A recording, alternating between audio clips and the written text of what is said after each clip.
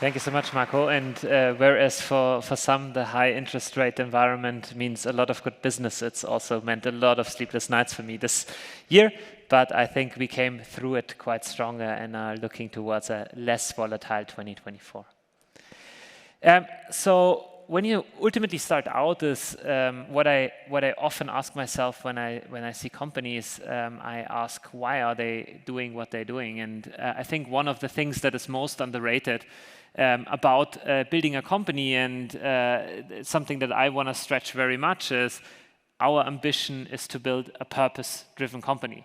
We want to drive change not only for people and organizations, but we also want to drive change for the planet in accelerating the shift to electric vehicles, making mobility more sustainable, and also allowing people to utilize their cars more effectively. And we want to do so by providing more frictionless access to mobility. Driving change for people means actually making mobility more frictionless, because when you look at statistics, when you ask around, the sentiment around a dealership experience, around car buying experience, about owning a car is oftentimes quite negative. There are also people who are doing a tremendous job in this ecosystem, but typically it's a tedious offline process with more than with manual work, with signatures, with 4-hour sessions at dealerships, with long commitments, with hidden costs, and also with many different stakeholders, not only the dealership or the bank, but also insurances, the DMV, institutions like that. And what we are doing at Fin is actually making that experience significantly more frictionless, offering a one-stop shop, so to say. You have a vast and quickly available assortment of more than 300 configurations that you can choose from. You can book your car subscription in less than 3 minutes, get it delivered to your doorstep within a week, and then can switch your car every 6 or 12 months, which are the most popular subscription terms. And in that subscription, everything but fuel or charging is included, meaning that you don't need to worry about insurance, you don't need to worry about registering the car, you don't need to worry about paying taxes, because all of that's already taken care for you. And quite important to come back to that purpose-driven topic is we really want to accelerate the shift towards electric vehicles. We are also compensating the CO2 emissions, not only for every kilometer driven, but also for the production of the car. But that acceleration to electric vehicles is a really important portion of what we're doing. And customers like this, so it's actually my favorite slide.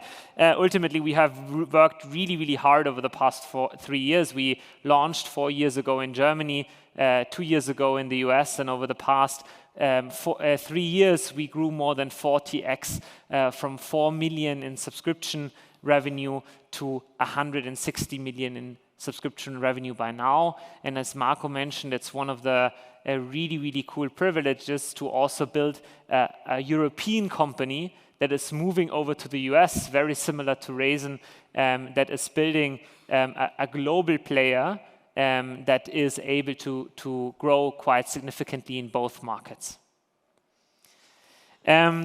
To come to the interest rate topic, because I thought quite a bit about, and unfortunately there's the emojis didn't translate quite well apparently, but ultimately Fin isn't the most straightforward business model, and 2023 was a really tough year for us.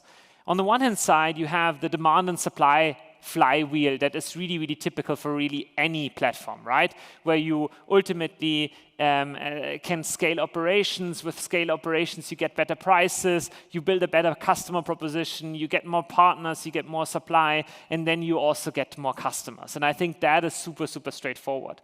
But what has really, really been challenging over the past 4.5 years as a startup specifically is to get that financing flywheel going, where more customers lead to more equity, leads to lower cost of financing on the debt side, because you are a more stable business.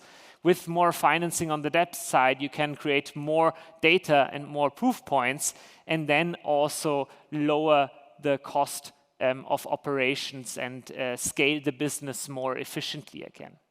And so that I think are the two kind of main challenges that we face as a business, and that I think have made 2023 quite interesting, but make me actually quite optimistic about 2024, because as these flywheels start spinning, you actually build quite a deep moat, not only on the tech and operations side, but also on the financing side as you get to scale. And when you look at the value creation that Fin as a company has going forward, you can basically look at the same two levers again. So what is going to drive the main success of the company, and that might actually sound quite straightforward and quite boring, is on the one hand side to improve the cost of capital, lower the cost of capital, move the capital off balance sheet, but on the other side to simply improve the customer experience and be able to leverage data to provide more personalized services and solving additional consumer problems. When you look at the landscape of kind of like mobility solutions and specifically individual mobility, it sometimes feels like nothing has changed for the past 30 years. And I'm quite excited because I hope that the next 10 years are going to be quite different, and that in 10 years we hopefully cannot recognize anymore the car buying and car ownership experience as we had it over the past decades. Cool. Thank you.